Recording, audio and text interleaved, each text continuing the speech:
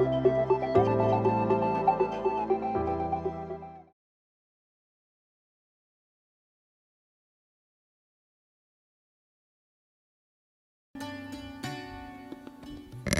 very good morning, everyone. We'll be starting shortly, so I request you all to please settle down. And a small request to everyone to please keep your mobile phones on silent mode to avoid any disturbances during our book launch. On behalf of Pune International Center, a very warm welcome to the book launch of Resilience Decoded, What Every Parent Should Know About Teen Mental Health, authored by Dr. Sujata Kelkar Shetty.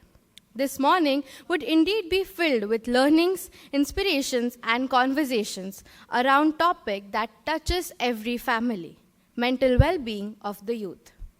We are deeply honored to have with us a remarkable gathering of distinguished personalities who have contributed immensely to science, society, and thought leadership. May I now invite our esteemed guest to join us on stage for the formal release of the book. Dr. Raghunath Mashelkar, President, Pune International Center, Dr. Vijay Kelkar, Vice President, Pune International Center, Dr. Mohan Agashe, psychiatrist, actor, and founder of Maharashtra Mental Health Institute, Pune, Dr. Sujata Kelkar Shetty, author, scientist, and storyteller, Major General Nitin Gadkari, Director, Pune International Center, Mr. Prashant Girbane, General Secretary, Pune International Center, and Ms. Dhanashri Bhide, psychologist and digital well-being coach. Ladies and gentlemen, please give me a big round of applause to welcome our dignitaries on the stage.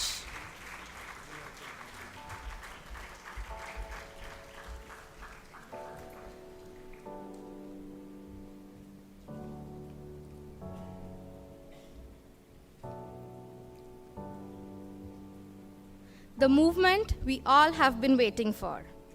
I request Dr. Mohan Agashe, our chief guest, along with Dr. Raghunath Mashelkar and all our distinguished guests on stage to officially launch Resilience Decoded.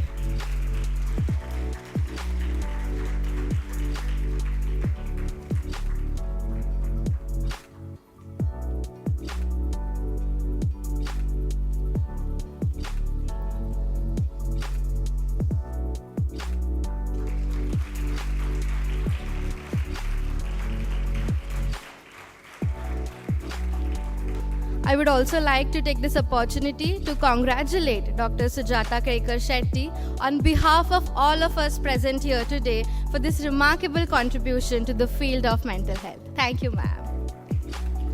Now, to share his thoughts on this important occasion, I invite our President, Dr. Raghunath Mashelkar, to please share his address. Good morning, and what a way to celebrate this Sunday morning. Our beloved Vice President, Dr. Vijay Kelkar, our chief guest, Dr. Mohan Agashe, one and only Mohan Agashe, if I may add. The star of this morning, Dr. Sujata Kelkar Shetty, that is too formal. Amchi Ladki Sujata.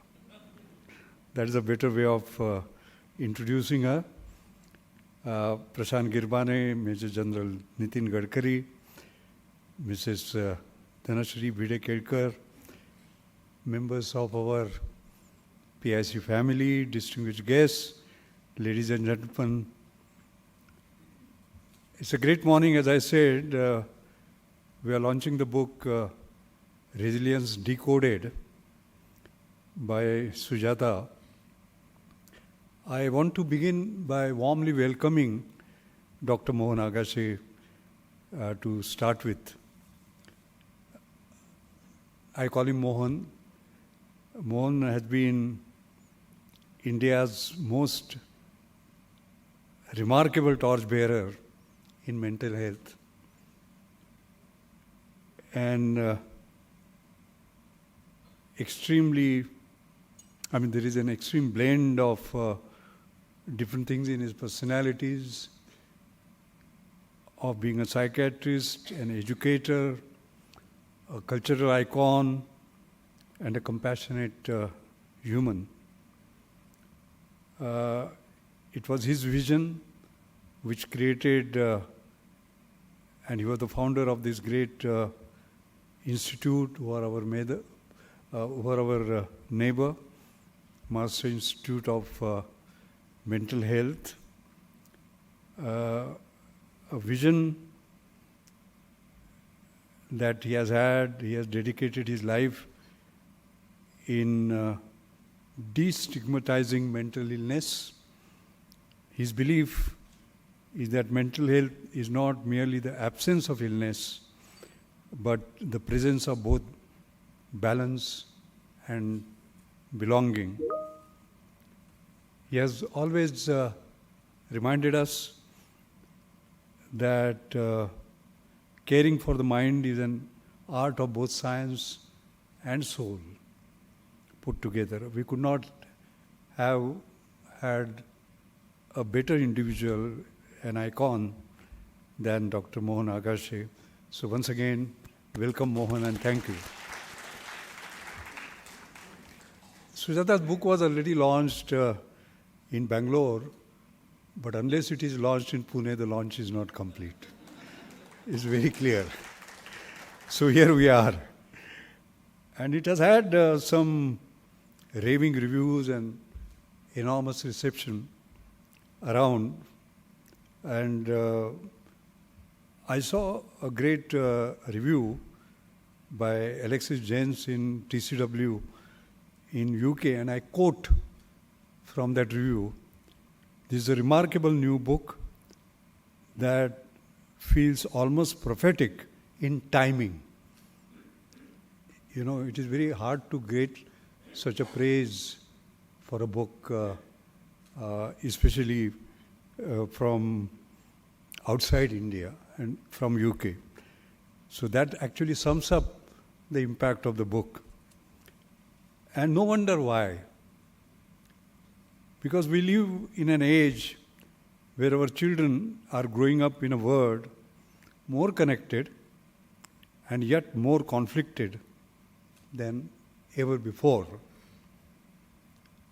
Amidst screens that never sleep, and you know what I mean, and expectations that never pause, resilience has become not just a virtue, but a vital lifeline itself. And therefore, I would say that Sujata's book, Resilience Decoded, is more than a book. It is therefore a lifeline. It offers parents a compass in a landscape where fear, silence, and stigma have too long ruled over the conversation concerning mental health. With science as her anchor and empathy as her guide, Sujata shows us the resilience is not inherited, it is learned, nurtured, and modeled. She writes with authority, with scientific insights into an adolescent mind. I got the full script of her book yesterday around 9 o'clock. And believe me, from the first line to the last line, till I finished, I did not sleep. It was such a fantastic sort of reading, I must say. And her authenticity comes easily because she is an expert. National Institute of Health in Bethesda. Stress was the subject of her postdoctoral research, and that too with a stress research leader, George Cruzas. Am I right, Sujata? So there is authenticity to the whole book, by the way. The book, I know because on and off I have been talking to her about resilience, because I myself was interested in resilience of a different kind. And that had to do with organizational resilience. Remember giving number of talks on 10 tenets of resilience, and that had to do with businesses during COVID and after COVID, where those 10 tenets included adaptability, agility, resilient thinking, and so many other things. But beyond organizational resilience, there is a national resilience, societal resilience, and most importantly, the individual resilience. In fact, I was just seeking the advice of my friend Mohan here, because as you know, my passion has been Gandhian engineering, getting more from less for more, access equality despite inequality. And I showed what havoc was caused because of denial of access equality during COVID. The poor children who could not study because there was no online facility for them through a tablet or what have you. And then in my presentations, I have a slide, as a matter of fact, which shows in June 2020, 6 children, one including from Satara, committing suicide because they did not have access. All right? And they came from all over the country, not just the poorest regions of India. And I was just asking him as to what does it take for a 14, 15-year-old to plot his or her own suicide. And my emphasis was always on the access equality, technology making a difference, making high technology work for the poor. But far more important is the resilient mind that some of the children didn't have or were not allowed to build or whatever that is. In fact, it requires a deep study, as a matter of fact. I'm a bit disappointed that despite all these suicides, there was no analysis that was done on what went on behind these suicides. Anyway, so that was a separate part. What she has done is, of course, a serious work, because I know after her first book that we released, 99 Not Out, it is 6 years after which this book is coming up. And she has done interviews with psychiatrists, educators, teens themselves, and she proudly says, my own experience as a mother of 2 teenagers. So that's what has gone behind the book. She reminds us that the teenage brain is not broken, it is becoming. That our role as parents and mentors is not to control that process, but to create conditions of courage, of creativity, and calm to grow. She urges the parents to be at different places in the book. Once you say, Sujata, co-pilots. At another place, you say, trusted consultants. And you also emphasize active listening. In fact, the art of listening is not just to prepare yourself to respond, but to understand, and you emphasize it so much. She reminds us at one place, and I'm quoting her, teenagers combine the cognitive horsepower of a Nobel laureate with an impulse control of a caffeinated squirrels. What a powerful statement. Sujata, how do you do that? It's so powerful.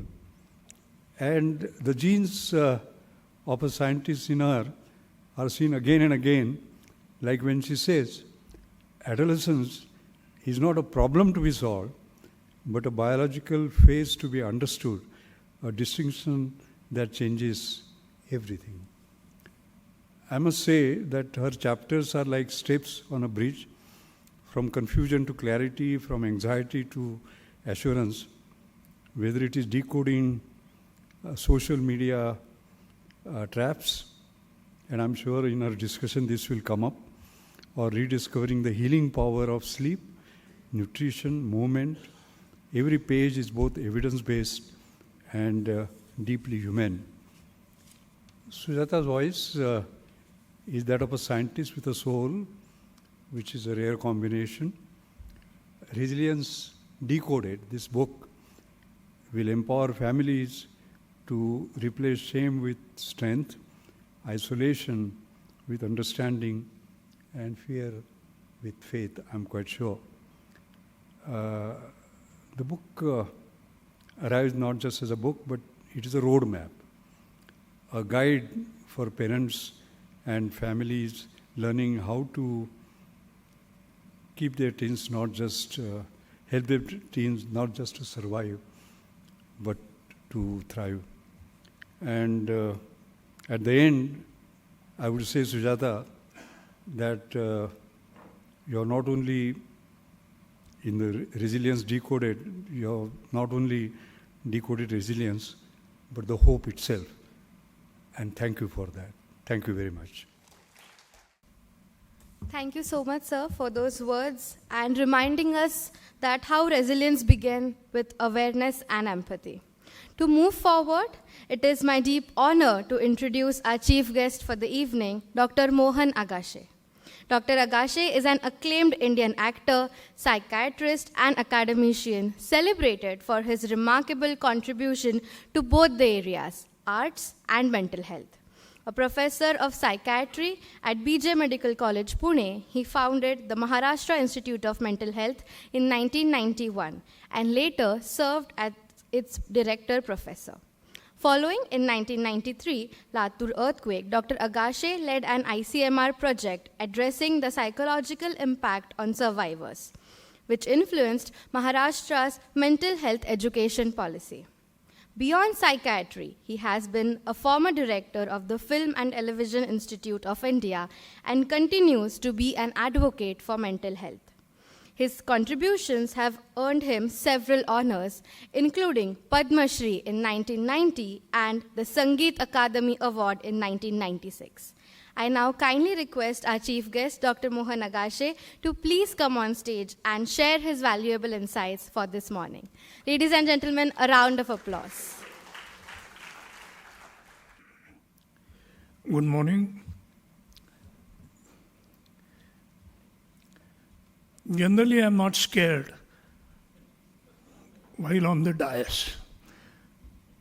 But today, since my role models are in the audience, is a bit difficult. Knowing that they would be in the audience, I thought I would change my usual practice to speak extempore. So I made notes, and they are with me. But after coming here and with informal talk with the people, I've decided against it. One of the reasons is Dr. Mashelkar spoke before me. You know, in our examination system, it matters a lot which candidate gives oral before you.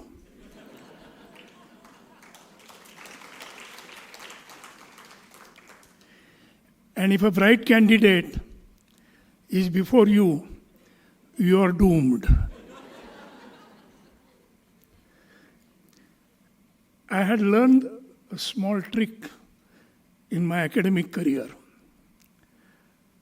that when they ask any question to you, you don't necessarily have to answer the question.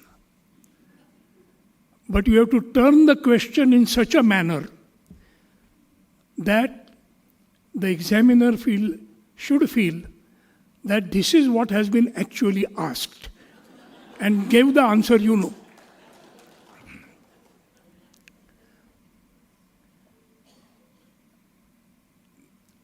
So having said all this, I think I will keep the book aside because a lot has been written about the book. In fact, there is a foreword by Greg Chappell. Then on the book you have several dignitaries speaking about what is in the book. So what I'm going to say is what thoughts came to my mind after reading the book. And one of the main thoughts was, instead of giving you a sarbat, if somebody gives you a concentrate of sarbat and you try to drink it, you know what the experience would be. This book is like that. So, even for a greedy reader, if you try to finish the book in one sitting, you will be compelled to go again through the book, because several fundamental things have been said in only about 150 pages. This book could have been 500 pages.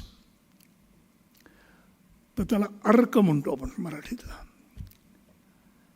And it's very important that the book is about adolescence. Lot has been written, talked, seminars about child mental health. Adolescent mental health, why it is more important, though mental health is important on the whole, and first of all, the mental health could not be dissociated from the bodily health, because body and mind exist together. Right. But now, for sake of logistical convenience, we say mental health. And the reason she gives in the book, in year 2021, depression and suicide has been the third major cause of death as per the WHO record, and more so in India. I was also struck by these figures even earlier when WHO took the theme of depression and suicide as their theme in 2016, published in 2017. Incidentally, I worked with Sumitra Bhave to produce a film on the same subject, which fortunately got President Golden Lotus in the National Film Awards, which deals in a storytelling manner like Sujata had done, through a case of a young adolescent who has probably escaped attempted suicide and is on the run from the hospital, accidentally noticed by a middle-aged woman who is just coming out of depression. And it doesn't take long for her to spot diagnose this young adolescent, and she decides on her own to take him under his wings till he is fit again to face this cruel, realistic world. And the whole film is only that process, which itself talks, which actually is the behavioral lesson in adolescent crisis, which is written in this book.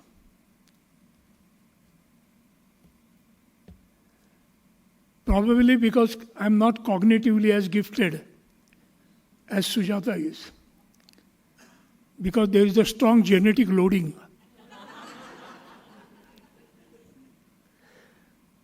And I have always found this dichotomy very difficult to handle because of my subject. And very rarely, suicide is a cognitive decision. Well planned, well worked out suicide is a comparatively rare thing. More often than not, more than 50% of attempted suicide, the subject doesn't want to die. Sometimes it is attention seeking, which is important but not given, and which has been dealt with in this to develop a listening ear. And many times is transient, so is through emotional confusion, which is the highlight of adolescent brain, as she rightly describes. The good thing about her is, when you start reading a book, it reads like an oil, as if you are speaking to a very experienced parent, and you never come to know that gradually you have entered the research scientist room. That transition is absolutely important.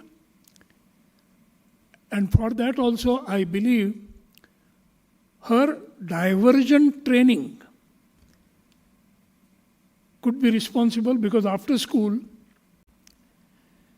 she did her bachelor in genetics, if I'm right. Then PhD in toxicology. And then went into research of a stress, which is the commonest root cause of any other mental disequilibrium. And when I discovered that this is not her first book, she has written before, and I thought why she might have written this book now and not before and not after. So timing, as Sir mentioned, is very important, and the reason is very explicit in the Arpan Patrika. The book is for her two teens. Personal experience combined with scientific thinking and eloquent writing is the hallmark of this book. Few chapters, only 4. But the way they come and the journey they take you through is very important. Not only important, it's fascinating because it reminded me of something else which is not directly concerned with adolescent crisis as such, but it is concerned with growth of a person from childhood to adulthood through adolescence. Some of you might know one of the major reasons for which I am known also is Theatre for Children, called GRIPS, which is from Berlin. The most famous writer, Volker Ludwig, who started the concept of theatre for children done by adults, where children are played by young adults, actually, for various reasons. And if I see his journey as a playwright, he started with 5-6-year-old, gradually writing plays for 8-9, then 10-11, then adolescents, and then young theatre, which coincided with the growth of his son.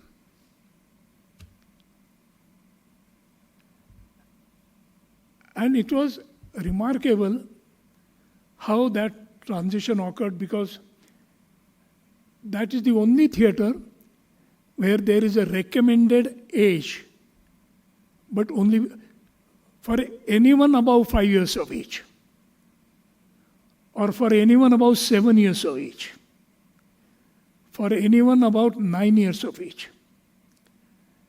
Because in the developmental process, we generally, for the sake of learning, divide as a preschool. Then nowadays, of course, what used to be called these Montessori's are earlier. During my time, we didn't go to school till 6 years, which I think is the right thing to do biologically. Because biologically, you are still not developed. Your psychosexual development, as it is written by Freud, goes on from birth till 5 to 6 years of age. And cognition is one of the things which comes very late.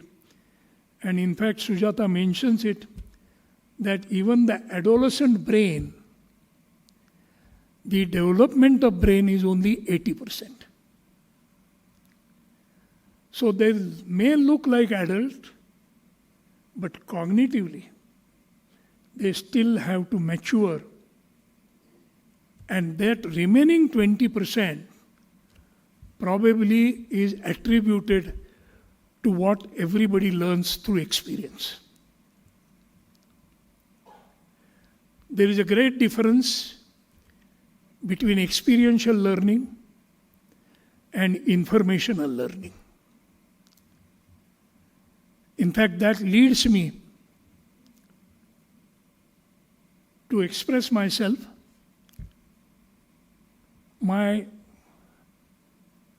a sort of unhappiness about our formal educational system.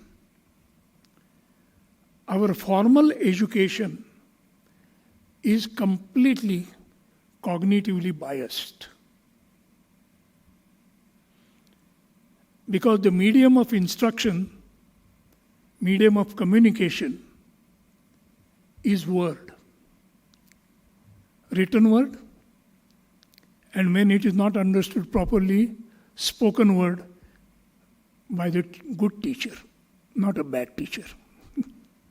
That is also one of the risks. Who is your teacher? Because word is spoken word and the written word. Now she mentions digital era, why it is important in our oral communication. We are using multiple languages of communication, including the word. There is a language of image, language of sound, and language of word as you grow. And in fact, child learns more through the language of image and sound than what the mother speaks. I can give you a simple example, which also I experienced. I was staying as a guest in a German family where there was a child about a year old, more or less. And there was a staircase in the house, and the child would crawl and try to get onto the staircase. And the moment he would do that, I was sort of on my alert, thinking that he may fall. And of course, it happened one day. And the child started crying. I ran, but before I could pick up the child, I heard mother shouting from the kitchen, "Mohan, don't pick him up. He will learn." Very true. Of course he would learn. And because it pains. Pain is much more a better teacher than pleasure. But at that moment, what came to my mind, what an Indian mother would have done in this case. From my own mother or the other mothers I see, first thing she would have run to the child, pick up the child, make sure that child is not hurt. Tapashni, purna, ikadna, tikadna kaya. And if, particularly if child becomes quiet after the mother is taken, and then the next thing she would do is scold the child. अक्कल नाही का तुला? किती वय? कुठं जायचं? काय? Now the child at that stage doesn't understand that language, the language of word, but he understands the emotional subtext and probably is confused. आत्तापर्यंत माझी आई बरी होती, आता काय झालं तिला? She was good to me till now, and now why suddenly she is shouting? That's a communication.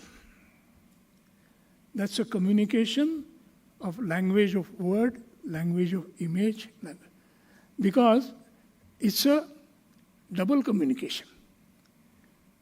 That I care for you, I concern for you, but there is also some responsibility of yours.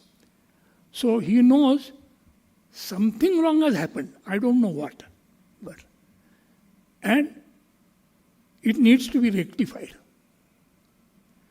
So raising the children, culturally, it has been different in our own culture and the Western culture. And no doubt the child will, but that's probably one of the reasons also there is no emotional bond between parents and children. Many times when adults quarrel with their grown-up children, that I did all this for you, you have a house, you have this, you have all the material things,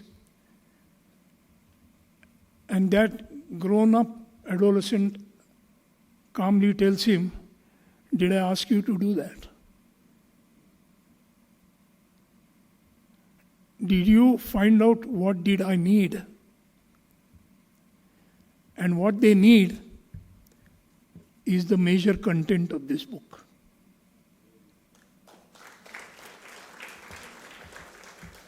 She compares the adolescent brain to Ferrari, which I love. That line is also quoted by many. That primed but not road tested Ferrari. So that adolescent brain has probably the best energy of your life. But since it is not fully developed, and many times is mistaken that now it has developed.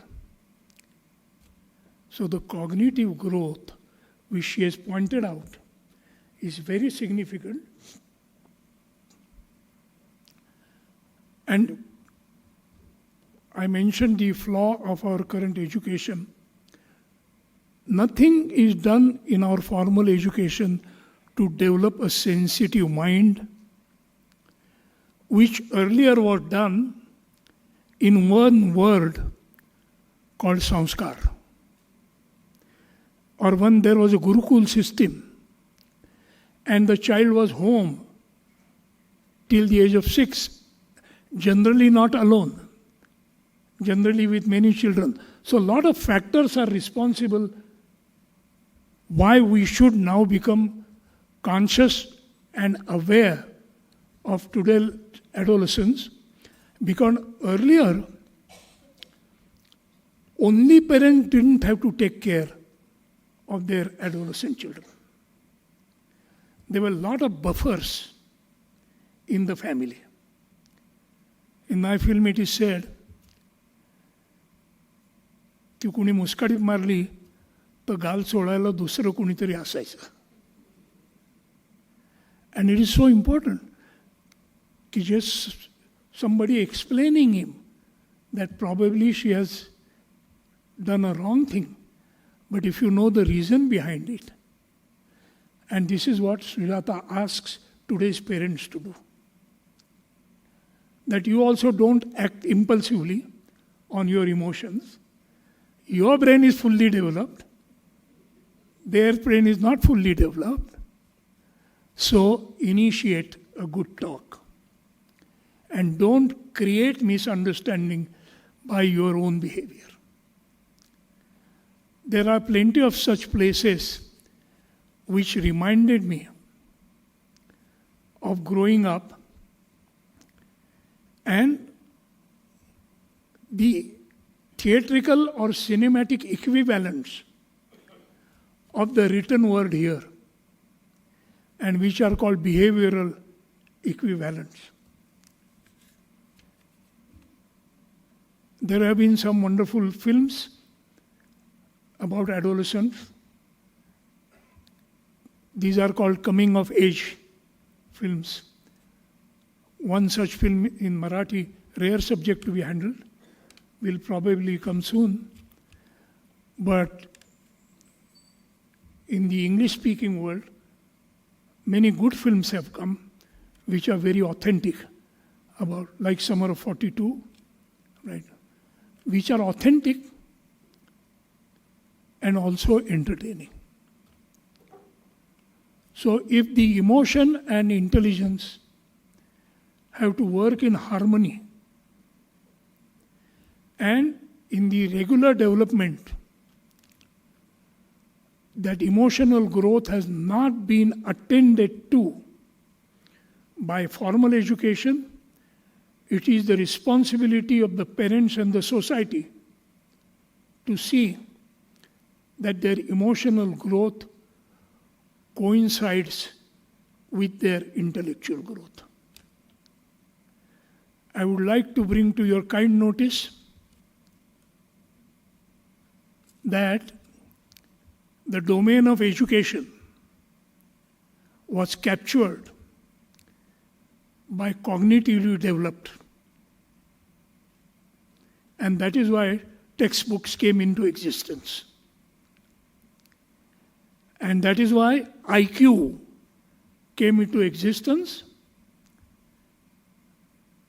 And it took 100 years for cognitively gifted people to discover there is something called emotional quotient.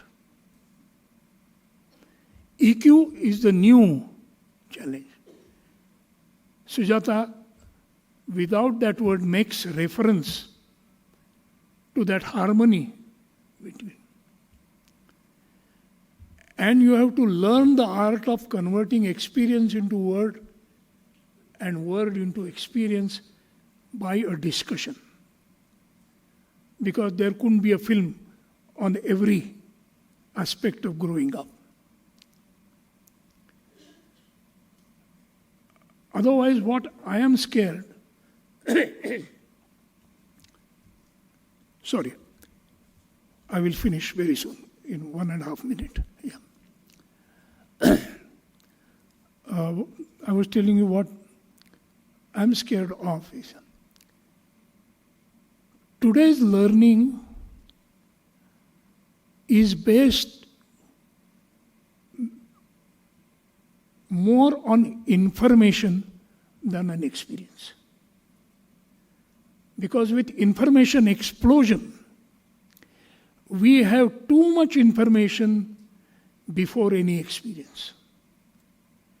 In earlier growth, when Mashelkar or her own father grew, probably we had the experience first and then found the name of the emotion later. So we experienced the first without name. So we liked the girl before knowing her name, and then went to find her name.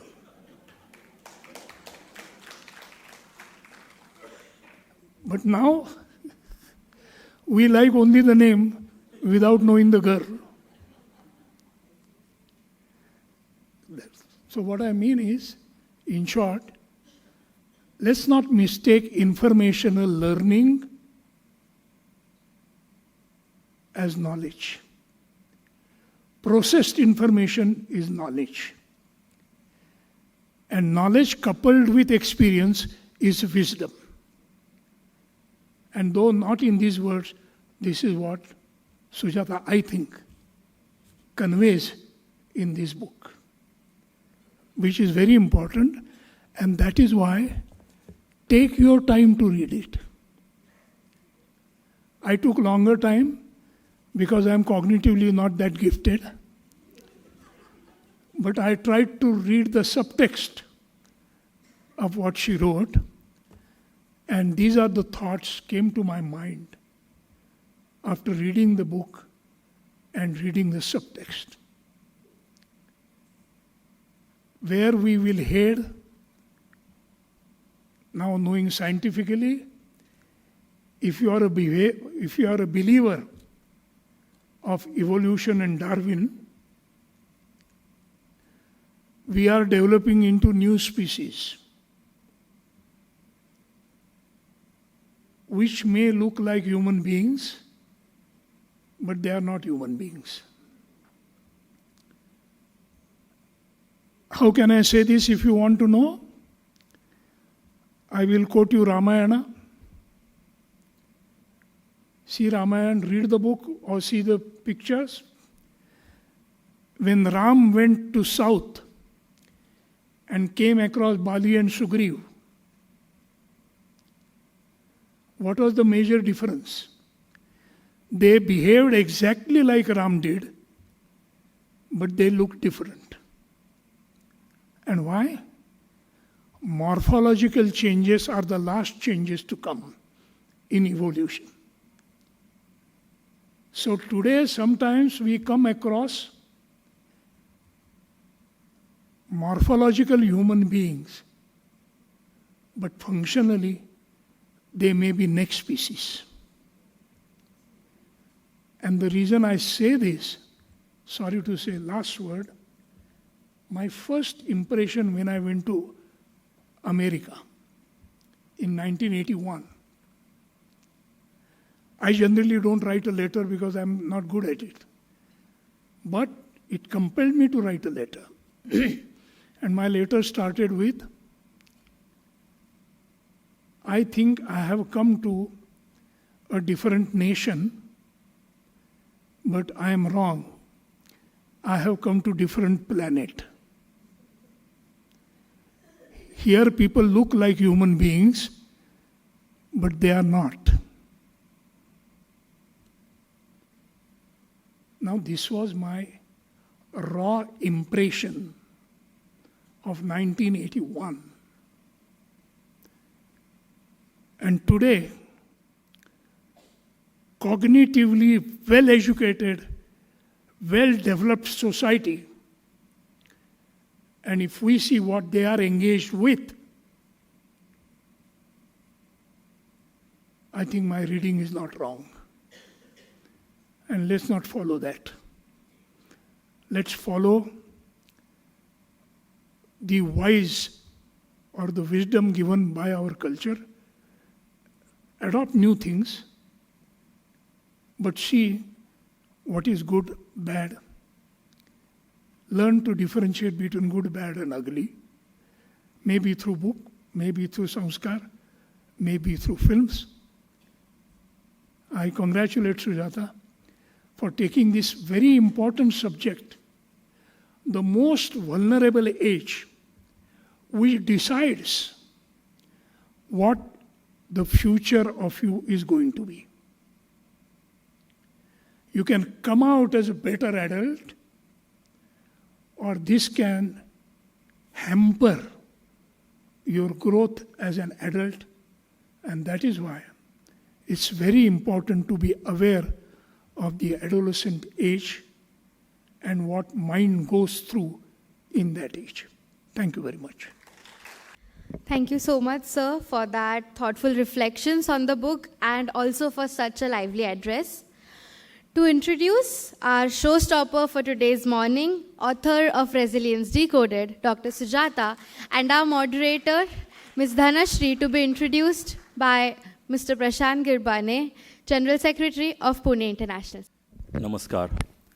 After that scintillating lectures or address by both the great scientist and the great psychiatrist, I stand here to introduce both the moderator and the author. First, the moderator, Ms. Dhanashri Bhide Kelkar. Dhanashri is an experienced industrial organizational psychologist with over 15 years of international experience in corporate, academia, and research. She holds dual master's degree in psychology in India as well as the USA. She is currently pursuing her PhD in Savitribai Phule Pune University, focusing on very interesting topics: digital diet, yes, you heard it right, digital diet and focus management. Her core expertise lies in digital well-being, focus management, productivity, and resilience. She teaches at leading universities and regularly conducts lectures and workshops on these topics for academic and professional audiences. That brings me to introduce the author. The author, scientist, and storyteller, Dr. Sujata Kelkar Shetty. Dr. Sujata Kelkar Shetty has had over 20 years of experience in researching, writing, and speaking on mind-body health. I was first introduced to Sujata as an author when I started reading her column in Mint.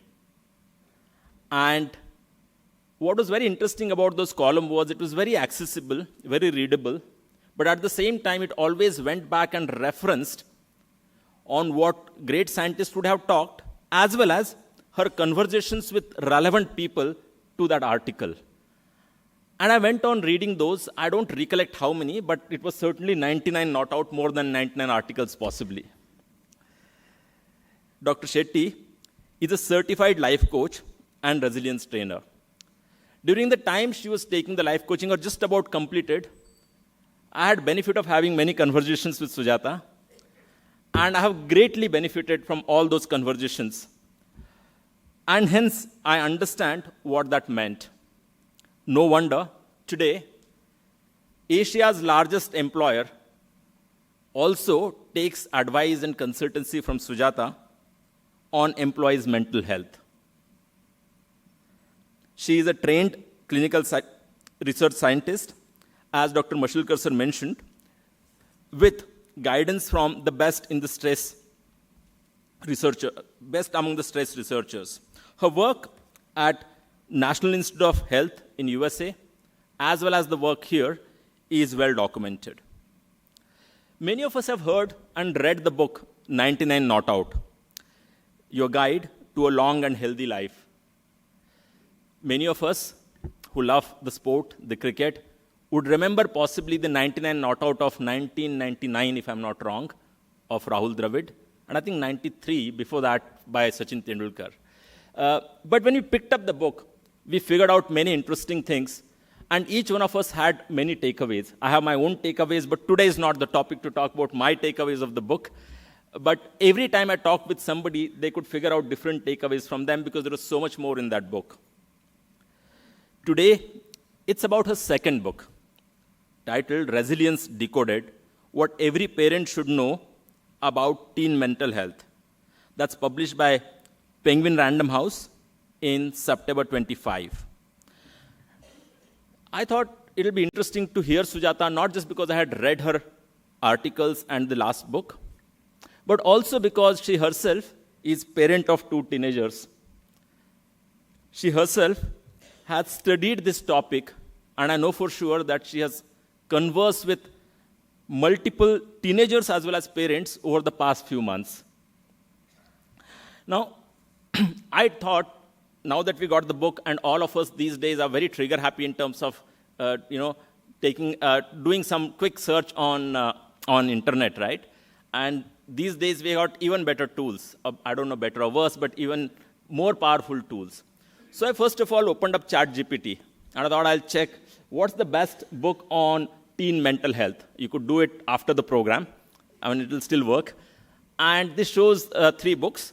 And the only Indian authored book is Sujata's book. By the way, I would have said the same thing, but I knew you would clap when I tell ChatGPT, that's why ChatGPT. Then I thought, why just ChatGPT? I should check Perplexity. So I checked Perplexity. And then it said, number 1, right? Among all the books, that's what it says. When I checked, tell me the best book on teen mental health. I thought, why just these 2? The best thing to do is Amazon, right? So I went to Amazon.in. Then I asked the same question again. Tell me the best book on teen mental health. Of course, it shows right at the top. It also shows the 5-star ratings there. No wonder, right? Now, I'm not surprised because of the research that went through, because of the conversations she has had in the past, and also the topic of the teen mental health. I'm sure some of you have teenagers at home. Most of you would. Your own children, your grandchildren, or siblings or cousins. I have one at my own home. My wife is here. So we have one at our own home. And we all could relate to it. And we all are very, very keen to read it. Of course, some people get luckier than us. They got to read before us. So there is a giver in Rohini. There is a perfectionist in Amir. And there is the wall, that's Rahul Dravid. All of them have written wonderfully well on what that book is about, so I don't need to say anything more. And you heard the great scientist and the great psychiatrist, so I won't talk about it. Also, the great Greg Chappell has done all the introduction. All of that, by the way, is in the book. So those who haven't had it yet, they're still kind of selling it outside. And there is a whole lot you will get to hear about the book. So I won't talk any more about the book. I'll hand it over to the moderator, and we all are very, very keen to listen to you. Thank you so much. Hello. Yes. Thank you for such a warm welcome. Good morning, everyone. Thank you for joining and making this morning even more special. First of all, this topic of resilience is really close to my heart. And as a psychologist and researcher, I truly believe that resilience, our ability to bounce back, is one of the greatest superpowers we humans have. But honestly, there are times when things or being resilient feels very difficult, feels overwhelming, or even out of reach. But in this book, Dr. Sujata has taken the idea of resilience and made it very simple, relatable, and deeply practical. She doesn't just talk about resilience for surviving, but for thriving. Thank you, Sujata. The book offers a clear roadmap for overwhelmed teenagers and their parents. I especially love the hands-on action points at the end of each chapter. They are powerful and practical tools to navigate through everyday resilience and challenges. Once again, thank you, Dr. Sujata, for giving us such a distilled, heartfelt, and actionable guide to resilience. Everyone, do pick up a copy of the book on your way out. I'm sure that it will be really helpful, especially if you have a teenager at your home. And now let's dive into a conversation with Dr. Sujata about the book, about the journey, and timely insights. Thank you so much, Dhanashree. Thank you, Dr. Mashelkar and Dr. Mohan Agashe, for your extraordinary tribute, your deep insights. I feel humbled and deeply touched and honored by your words. I'll forever remember them. Thank you, Prashant, for advocating for the book so strongly, and for being my guinea pig during my coach training. I do remember that very well. It was probably one of the most pleasant experiences I'd had as a coach. And thank you for your tribute as well. And thank you, Dhanashree, for so enthusiastically agreeing to moderate this session. I will have you know that she has come up with all the questions. They're deeply insightful, I think, and have been appreciated in the other book conversations we've had in the past as well. Thank you. Thank you so much. Let's get to it. Yes, let's get started. So you wear many hats as scientist, writer, life coach, and mother. But when you look back, what was your first intimate encounter with the resilience? So resilience is both the process and outcome of handling a life challenge successfully. And we've all done it, right? Every one of us in this room has been resilient through certain situations and times over our lifetimes. So it's not about avoiding the storms, but about learning to dance in the rain. And my first intimate encounter with resilience would have to be in graduate school. 80% of experiments in molecular biology fail at unerring regularity. And as a science nerd who had done fairly well in school till then, that was a bitter pill to swallow. That, combined with the pressures of graduate school and the fact that lab work is inherently isolating, I think I had my first experience with mild anxiety and depression. I thought it was just a tax of ambition. I think everybody around me was also the same, possibly. But getting my PhD, getting the postdoc of my dreams at the NIH, and learning how to handle that failure at an individual level was I think, resilience building, and the symptoms cleared as I move forward in life. I think the second encounter taught me about the importance of a social fabric in maintaining our resilience, right? Some of it is a part of it is an individual responsibility, but there is the importance of the social framework. And that I learned when I was a new mother navigating a transcontinental move.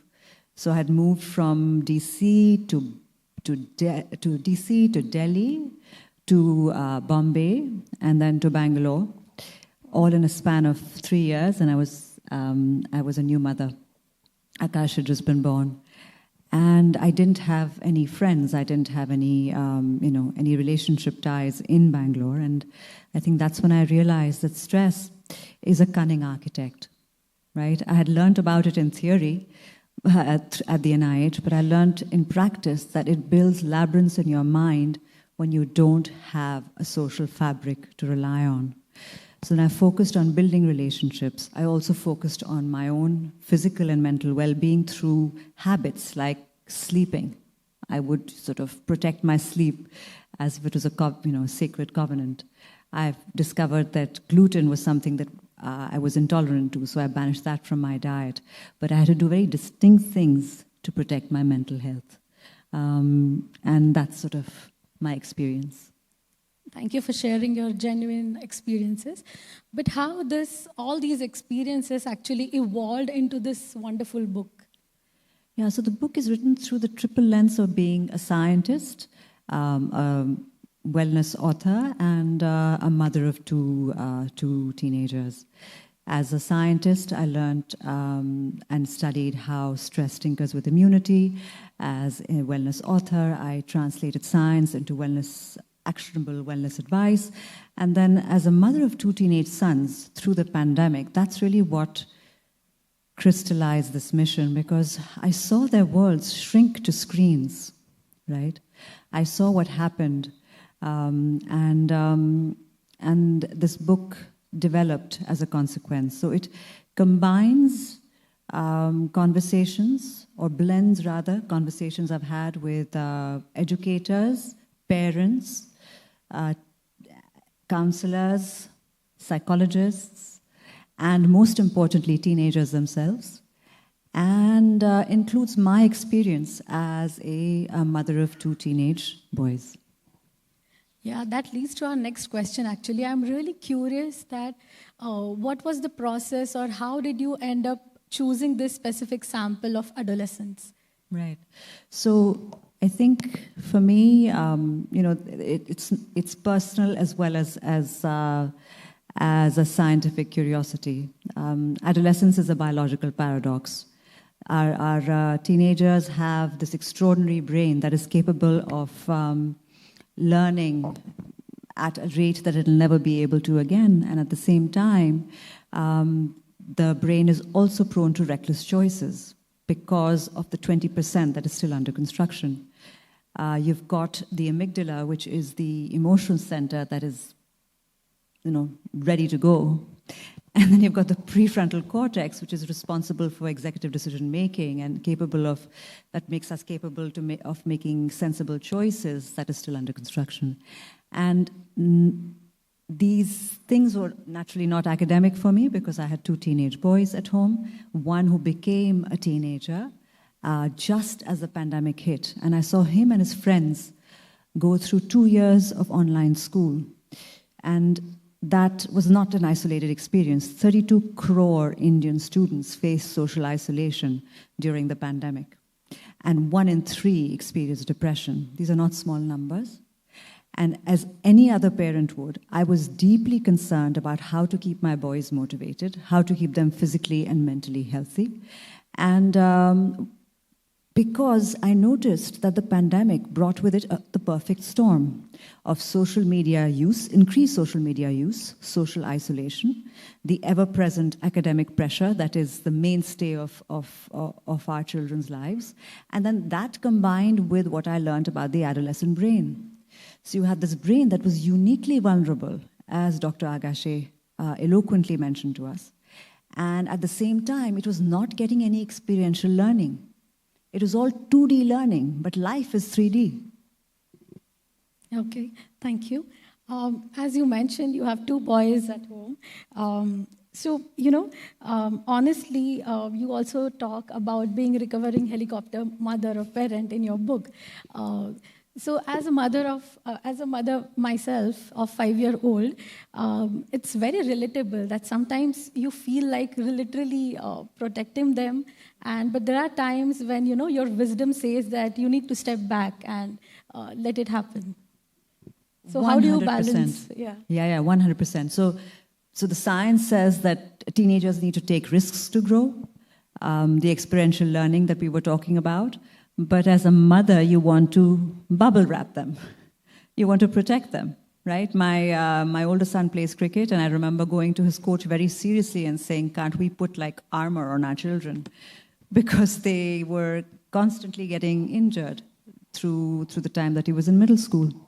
And so I think it's that tension between helicopter parenting, the desire to protect and the desire to sort of plan everything that is the mainstay of our parenting, and the science that has really sharpened the book's advice. And so, for example, now that I've learned that the prefrontal cortex isn't fully developed, the frontal lobes are not fully developed, I just tell myself, he can't adult yet. When my son does something that I think is, completely non-adult-like, make the kind of decision that I don't expect him to make because I think he can have these extraordinary conversations on climate change with me. They're intellectually so capable, our teenagers, yet they can make the silliest choices. And that's just the way their brains are developing. Thank you. Adding on to that, actually, I see a lot of parents in audience. So can you offer one golden insight that would, soften conflicts in teenagers and parents and strengthen their connection? Yeah, I think it's the one that both the stalwarts who went before me mentioned, and that is that their brains are only 80% mature. 20% are still under construction. So when they swear that they'll remember next time, it's not that they're being lazy. It's not like they're not trying hard enough. It's just that they still are not adults yet, right? Their brains are works in progress. Their neural wiring literally isn't up to speed yet. And therefore, we have to teach our children to love and care for their brains. This becomes very important in today's day and age because of the digital age, and we'll get into that more. But it's also important, therefore, as parents to repeat the lessons patiently and often because their brains are works in progress. This is not an easy thing to do. As a parent of teenagers myself, I know how difficult it can be to be patient with them, but it's important. Yeah, I think it's very important because, around teenage, kids start behaving like they're adults. They don't want our instructions. They don't want any guidance. And as a parent also, I believe people start thinking that, now he or she is quite old and they can handle themselves. But I think this is an important fact to remember, that their brain is not yet fully developed. And I believe that will, ease out a lot of tension in a lot of houses. So thank you for that golden nugget. Moving on, we keep on calling resilience as a superpower, and we believe that everyone hold it. We actually practice resilience every day. Even in order to get up from the bed and to go anywhere, you are actually being resilient. But how to actually develop this ability, and what are the factors that can contribute to building this ability? So resilience is both the process and outcome of handling a life challenge successfully, right? And so therefore, we're talking about being able to use both our internal and our external resources successfully. If we're talking about internal resources, what are they? They are mental and physical health. How do we maintain our mental and physical health? By looking after what we eat, looking after how much we sleep, and making sure that we move. And the same thing translates for our teens. We need to make sure that their nutrition is sound, we need to make sure that they are moving enough, and we need to make sure that they are sleeping enough. When I spoke to a resilience researcher, like the person who's interviewing me, she's at Harvard, and she said, if there's one thing that I would urge parents to remember, is to help their teenagers get enough sleep. So there's only one thing that you do to help your teenagers. And if you focus on their sleep, you've done a lot. Because remember that their melatonin secretion starts later. So they're not trying to defy you when they sleep later. It's just natural for their body clocks to sleep later and get up later. It doesn't happen in childhood, it doesn't happen in adulthood, but it does happen during the teen years. And getting 90 minutes of less sleep can impact IQ points. Having omega-3 supplements can increase their ability to focus as much as a mild ADHD drug. Getting exercise, just 30 minutes of movement a day, can increase the amount of BDNF, which is a brain-derived neurotrophic factor, or brain fertilizer, if you will, so that they can think better. So we're talking like small changes, right? Discipline changes can make a massive impact on their brain development and their brains, and therefore their resilience. Yeah. And then the second piece, right? So we talked about the internal resources. The external resources are their ability to be creative, right? So when you have a problem, you need to problem solve, and you use your creativity. So they need to keep those creative juices flowing, and they need to be able to use their resources, which are essentially digital in nature, appropriately. So they need to be digitally responsible, and they're looking to us as their role models. So we need to show them how we use our digital devices. We need to employ certain rules where we are not distracted, because I think that's happening a lot in our generation. We're distracted parents. And I'm not just talking about, I'm talking about myself as well, right? With all the digital devices that we have around us, it becomes very important that we teach our children digital hygiene and make sure that digital diet is appropriate. In the right place, yeah. Yeah, actually about that, just to give you some, all of the people, just to give some research backing, according to NCHS, more than 50% of teens actually consume digital content continuously. Like, if they are awake, they will be on screen, and it's more than 50%.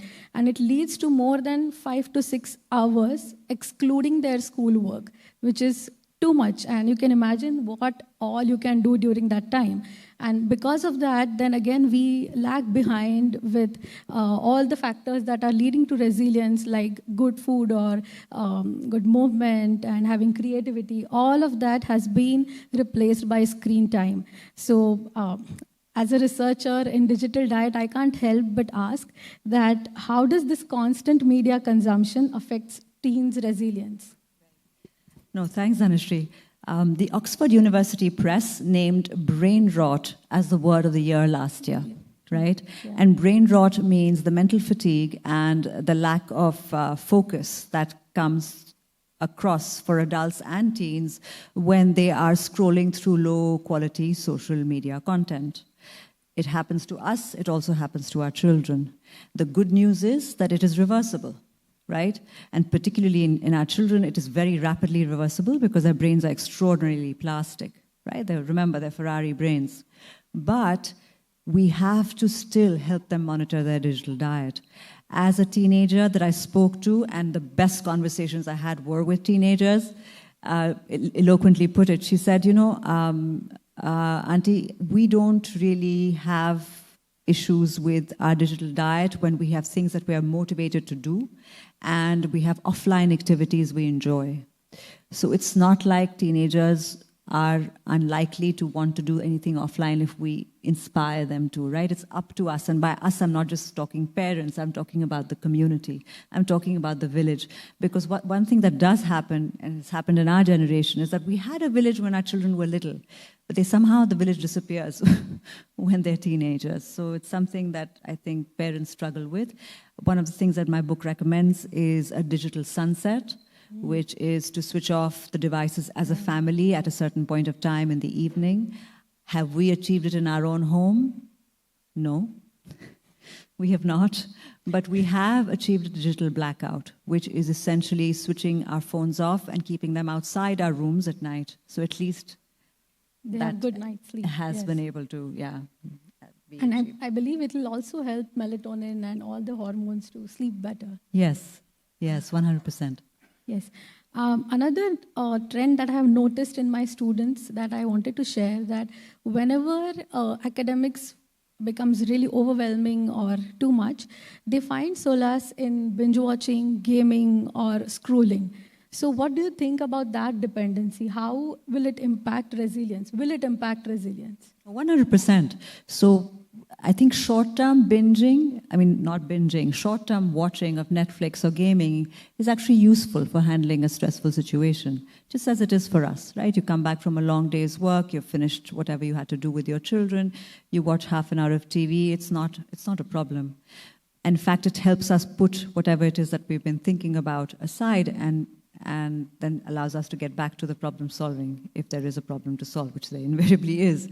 But for our children, the problem is because their brains are prone to addiction, we cannot have them spending hours on end on these devices. It's just not a good idea, right? So if you notice that trend in your children or grandchildren, find a way to get them encouraged to do more offline activities, find a way to get them encouraged to sort of be out in the 3D world, experience the 3D world, because once addicted, then we've gotten into bigger problems. And NIMHANS has recently started a de-addiction center for digital devices, and the number of cases are just growing amongst teens and young adults. Yeah.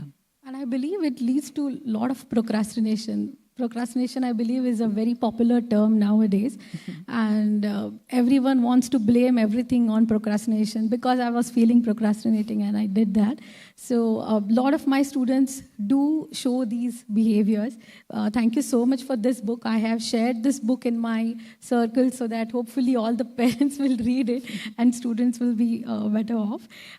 Actually, adding to that point, another emerging trend and concerning trend is teens' relationship with AI, artificial intelligence. Research says that in India, I'm talking about India, I'm not talking about global stats, okay? In India, more than 60% of youth actually uses AI to seek either advice or use it as an emotional support when they're feeling lonely. So I believe this is really concerning. They're using AI as a friend, as a confidant. So what are your thoughts of this kind of dependency on AI, or finding, friend and guide in the AI? What do you think about that? And is it going to impact resilience? No, yes, I mean, AI cannot replace human relationships, right? Human relationships are dynamic. There are emotions involved, empathy involved.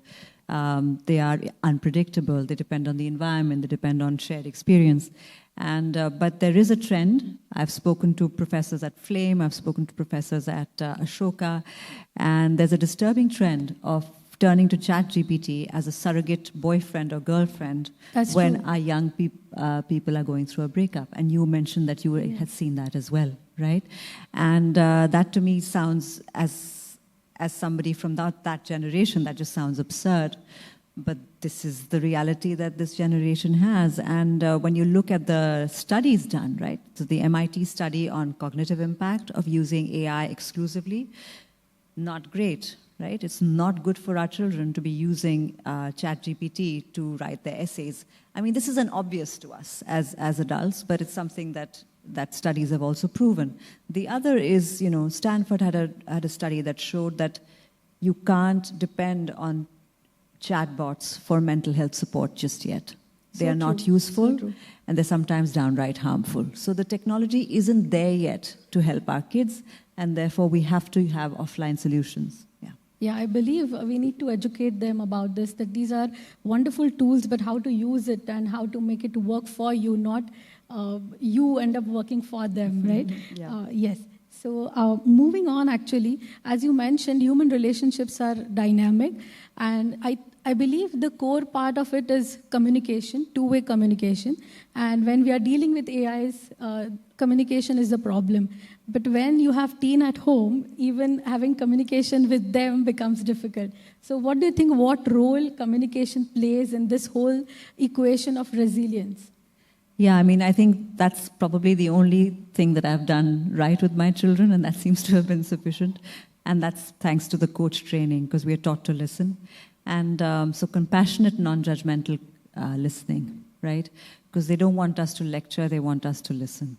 Most of the time, they come up with their own solutions that are far more sensible than anything we could come up with, but they need us to listen. And the beauty of listening, and this we have seen as coaches and you would have seen as a therapist, is that listening is a creative force, right? When you actively listen, it can literally change the course of that person's life. I see that as a coach. I see that with my children. And research shows us that in homes where children are listened to, there's 40% less anxiety. So kids will help themselves if you create that supporting listening environment. Thank you for sharing. Actually, in the book, there is this chapter which talks about how you should communicate. And I know that a lot of parents find it very difficult to actually communicate with their kids, no matter what their age is. And do read out that chapter, because at the end of the chapter, Sujata has beautifully portrayed a few simple guidelines which you can follow and actually be active listener when it comes to communicating with teenagers. So moving on, resilience is often called as a hidden key to success. But when does it ripple outward into academic achievement, relationships, and making of a meaningful life? When it manifests? Right, I think it manifests when the mind rests in the growth mindset. Yeah. So when we go through our lives believing that we can learn and grow from our mistakes, that's the mindset that we want for our children. It's the difference in situations from saying that I've failed versus I have learned. And resilient teens are teens who believe that they can grow from their mistakes and that they can leverage their setbacks. So a B grade prompts better study habits rather than despair. And that's what we want for our teenagers. Yeah. Sure. This conversation has been illuminating, thoughtful, and urgent. As we close, would you read a short passage from your book that captured its soul and the beauty and paradox of resilience in today's teens? To witness teen resilience is to stand before a living masterpiece, one where the cracks are gilded with the gold of hard-won wisdom, where every scar tells a story of a self still choosing to bloom. They are the most breathtaking argument for hope this world has, not because they are unbreakable, but because they keep finding new ways to shine through the broken places. Here lies the secret adults so often forget. Teens don't need to be fixed or turned into drones. They need to be seen in their glorious, messy becoming and reminded your light is not despite the cracks, but because of them. No one is perfect, no system is flawless. But if we sacrifice our children's joy, their curiosity, their very humanity at the altar of achievement, what have we truly gained?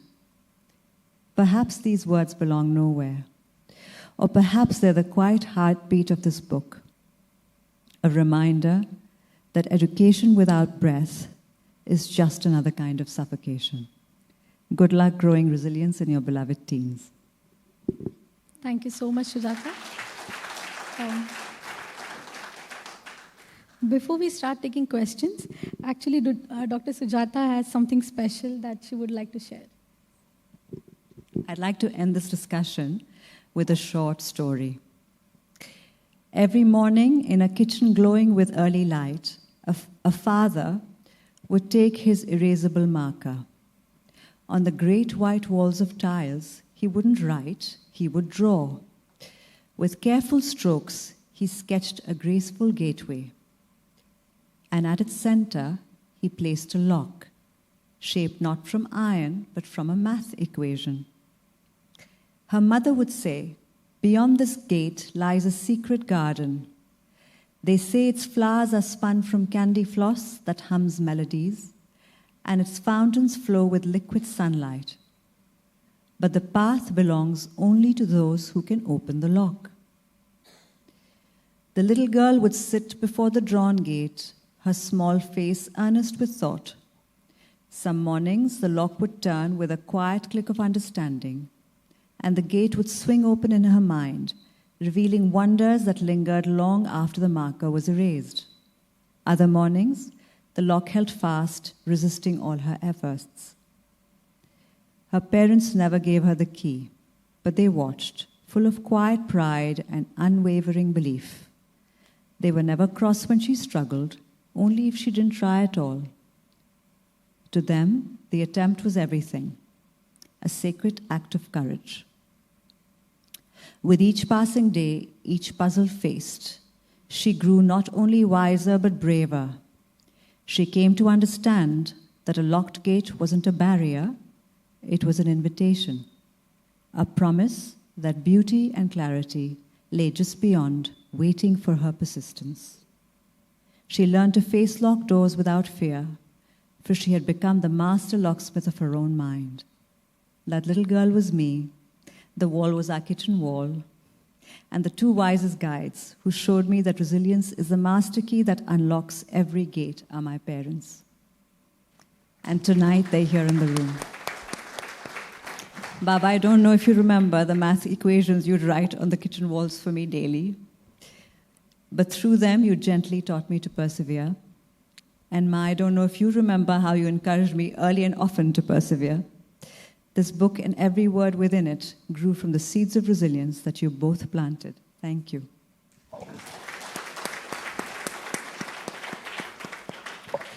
There are just two more thoughts that I'd like to leave you with today.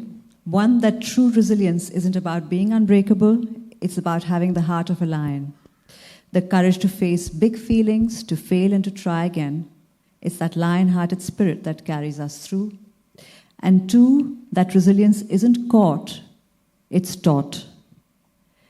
Sorry, resilience isn't taught, apologies, but it's caught. Teenagers absorb it from their parents, who model grit, grace, and the courage to ask for help. Thank you for listening. Thank you. I think you're better placed to answer any of the audience questions than I am. Let's go ahead. Let's try. Yes. So let's start with the questions. Anyone of you have any questions, please raise your hand and just ask it away. It was absolutely brilliant. So my question is, the question is about the most famous person today in India about Jemima Rodriguez. I think in the post-match presentation, she talked about her problems of anxiety and also about mental health. And of course, Deepika Padukone also has congratulated her on that. So I wanted your views, whether this book would help her, and how do you rate, how do you assess her kind of anxiety? Yeah, I think for professional athletes, this is something that they have to struggle with quite regularly. And I would imagine that the process that she has gone through has also helped build her resilience. So I think we're going to have to ask you to jump in as the psychologist here, because more and more we're noticing that athletes, particularly professional athletes, have and need a group of experts around them. So they need a nutritionist, they need a psychologist, they need a physiotherapist. And my suspicion is that our teams are not as well secure with these resources as they need to be. But I'll let the expert weigh in. No, I totally agree. As she mentioned in her speech that she faced a lot of failures and she was not in the right mental form and physical form. But even though that, with that, she actually played really well. But I believe, as you asked in the book, what would be helpful? So, the guidelines in the book which talk about how to use creativity to reduce the stress, that would be really helpful for her. Because as she mentioned, as Sujata mentioned, that our sports persons don't have enough, agencies, especially women's cricket team. So maybe that would be really helpful. Yeah, because there are very distinct tools that are now available for performance. So these coaches are really quite effective, these mental coaches, these psychologists, these trainers, they know what they're doing, and they are employed on a regular basis by professionals all over the world. I suspect we don't have the same resources, and that could make or break the difference in the long term.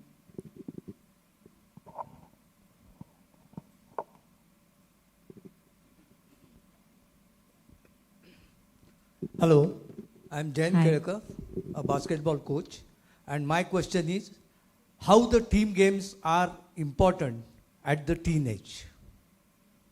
Do you want to take that one? No, go ahead. We're both thinking about what you need to say. Yeah, no, I think team sports are incredibly important because they make you focus on not yourself, right? Apart from teaching you what rule-based sport is about, teaching you to play for the team is a really important lesson in resilience. When you are thinking about the bigger picture, when you're living with purpose, you're building resilience. And one of the issues that our teenagers are having is that they are not feeling like they're leading purposeful lives. And playing a sport that is a team sport gives you that purpose, which is actually crucial. And my book that's one of its weaknesses, I think. It doesn't bring up that point about the importance of living a life of purpose. Firstly, thank you very much for a very insightful exchange of ideas. Right from the beginning, where our president started the ball rolling, I think it's been a huge learning experience. But let me come to the question.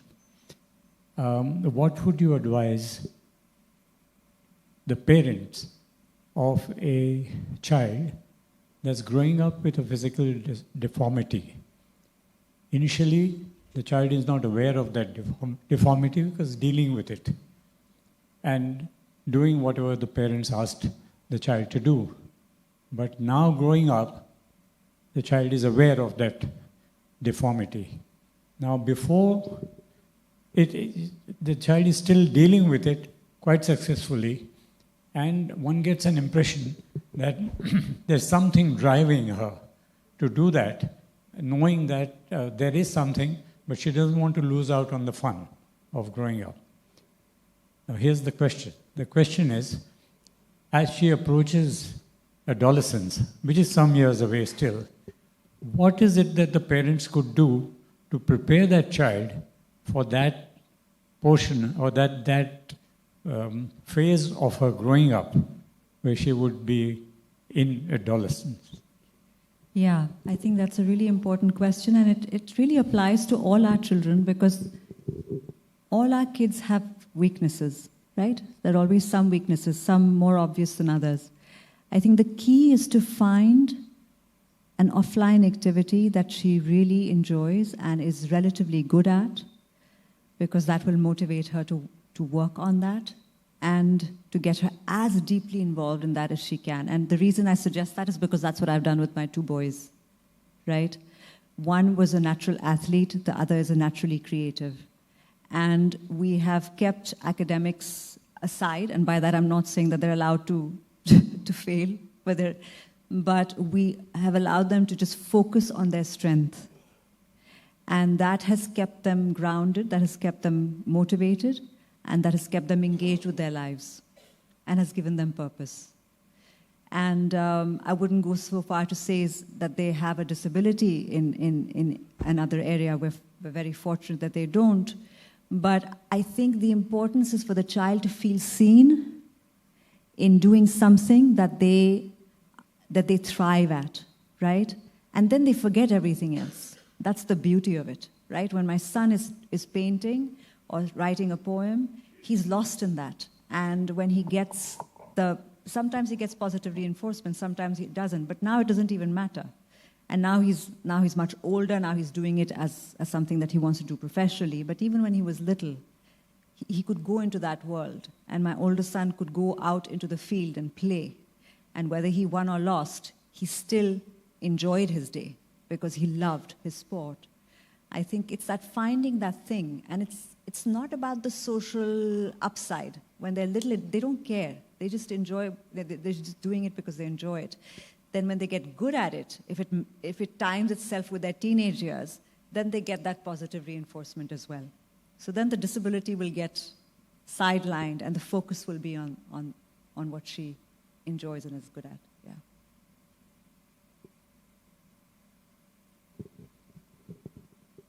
Hello, I'm Preeti Pushpa Prakash. We are parents of a 10-year-old. The preteen has begun. And I also work in the sector of parenting. So my question is, the fully developed brains of adults are also not able to execute the emotionally literate behavior many a times. We are irrational, we are arbitrary. We know what needs to be done. The question is how to do it and how to do it consistently. Yeah, so my chapter 4 is entirely for parents on who they need to be and what they need to do for themselves as well as their children, right? And I think the first thing is self-compassion. We need to forgive ourselves. We need to take each day as it comes and look after ourselves, because if we're not looking after our mind and body, we can't really help our teens either. I just would like to add something. So, and one thing that parents can do is just taking pause, because sometimes just taking a break would be really helpful. During the conversation also, what happens that we react right away and that leads to a lot of other repercussions. So maybe taking just a pause in whatever you're doing would be really helpful. Yeah, and go easy on yourself. I remember when my older son was about 3 years old, and I really let it rip. I was pregnant with my younger one, and I just lost it completely, right? Like completely. And I couldn't sleep that night, and I was feeling terrible. And then the next morning, I went up to him and I said, Akash, I'm really sorry. He said, about what, Mama? So sometimes we think we've done something horrible, and, our children move on. And so, yeah, I think it's important to remember that as well.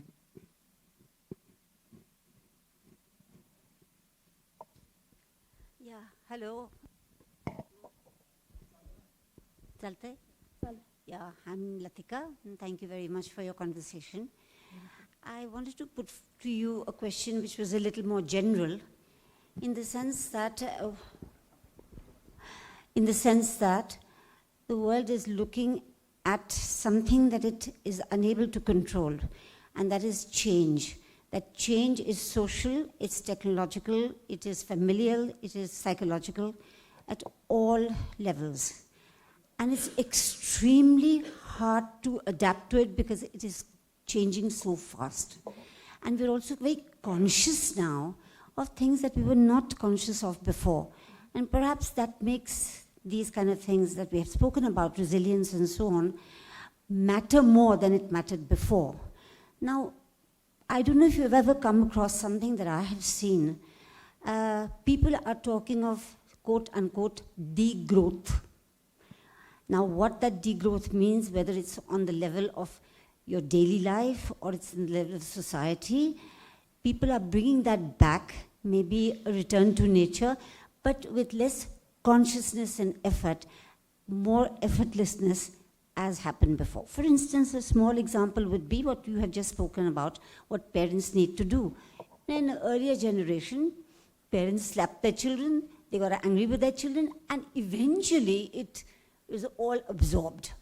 Or if it was not absorbed, it did not become a matter of a psychological analysis. Today it does. So how do you respond to that?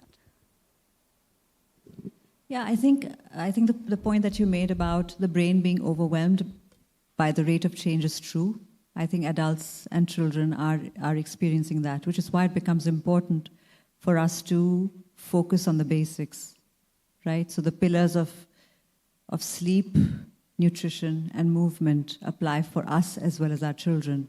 Creative pursuits apply for us as well as our children. Being offline more than online applies for us as well as our children. I think as long as we use technology as a tool and it's not something that we become dependent on as an escapism or as a way to handle the stress of modern life, I think there's still hope. It's going back to that life, the slower life, that pace of life that you talk about, but we need to do it with intention because otherwise we are overwhelmed.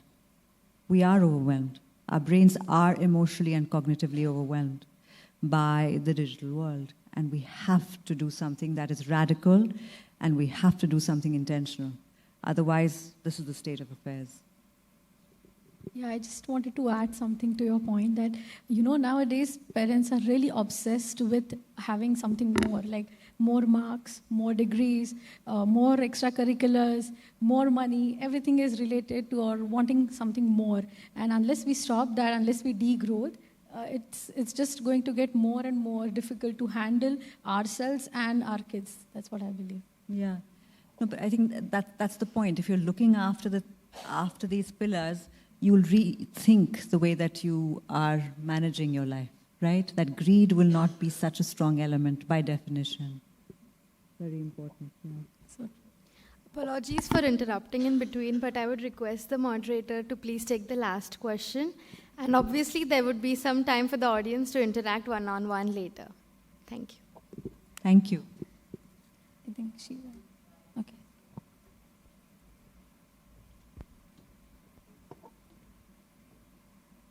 Thank you. I'm Devsena Desai from Kaveri Group of Institutes. And it's been a very enriching morning, hearing a lot of questions and answers. It's triggered a lot more questions as well. As a psychologist practicing for the last 30 years, the curiosity is that when we have schools from K to 12, the struggle is more for the new coming parents who are Gen Zs working with the millennials and the Gen Zs working with children. Resilience doesn't seem to fit into their vocabulary at all. There is more of instant gratification, not looking at consistency and stuff like that. So my curiosity in the question is, when we have to develop an educational institute where we are trying very hard to build resilience, how do you make it a moment in a community so that it sustains? So I don't know whether that makes sense, but we really struggle with pre-primary parents where we are talking about building resilience. Yeah, I think this requires a long conversation that you have to have with all the stakeholders.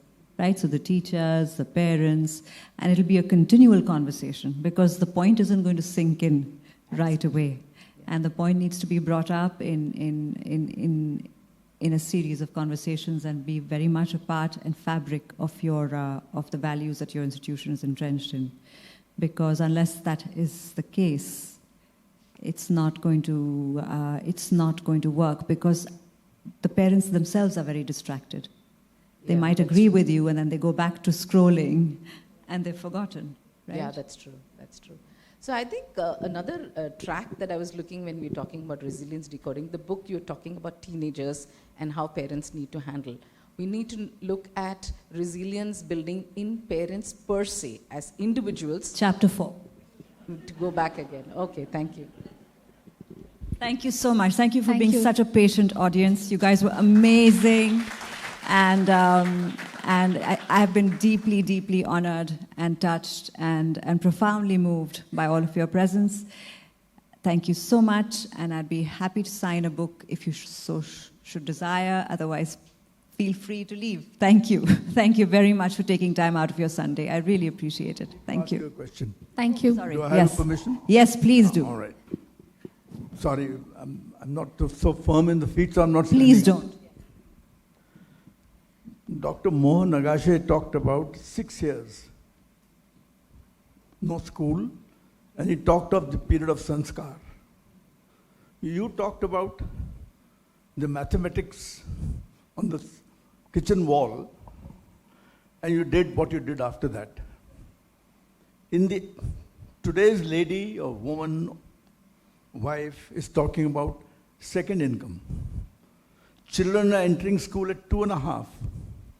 Are we missing sanskar, and that is why we are facing a problem? I think so. I think sanskars are so very important. The one thing that I did for my kids was they were in a Gita class for 4 years that I was involved in, and I think that was my effort in making sure that their values were in place. But this is the problem. You know, this distraction is a huge problem because we are forgetting the sanskars that we were raised with, and therefore are not able to pass it on to our children the way that we would like. But they are absolutely critical. I agree with you. Sorry? No, it cannot be. Yeah, it requires real-time work. Yeah. I agree with you. Yeah, and it's not about, there's no quality time in parenting. It's all quantity time for all those young parents out there. That's a truth, a truism. Yeah. Thank you. Thank you so much. Thank you both for such a heartfelt conversation. And to conclude today's event, I would like to invite Major General Nitin Gadkari, Director, Pune International Center, for the vote of thanks. I don't think there would be a person in this audience who is not overwhelmed or emotionally charged. Resilience is not taught, it is caught. Pain teaches more than pleasure. And Sujata, you have not uncoded resilience, you have uncoded hope. Pearls of wisdom probably would never be heard and never be spoken. I'm not here for concluding remarks. Actually, it's word of thanks, but I'm compelled. I believe the walls have the ability to listen and preserve. And to that extent, this auditorium of PIC is blessed. It will carry with it for a long time this session that is held today. Sujata confessed to me before the session that this is probably the most stressful of all the session book reviews, book launches she has faced. Sujata, you have not kept resilience only to the book, you have mastered it in your own self. This one has been an outstanding success. And towards that, I thank you, the moderator. I also wish to thank our chief guest, Dr. Mohan Agashe, for making such a wonderful speech. He started by saying he'll refer to notes and refer to nothing. Our president, who is so characteristic in his talk every time that you can take so many things whenever he talks. Dr. and Mrs. Kelkar, I'm sure there is so much of work that went behind today's book launch. Thank you all. I also would like to mention the support team that helped you all of Geeta, Raj Lakshmi, Harshal, Tejas, Pranav, Anay, all those who are with us here in PIC. And last but not the least, the wonderful audience who've been here with us this morning, Sunday morning, maybe one of the best Sunday mornings you have spent. Thank you very much, and Jai Hind.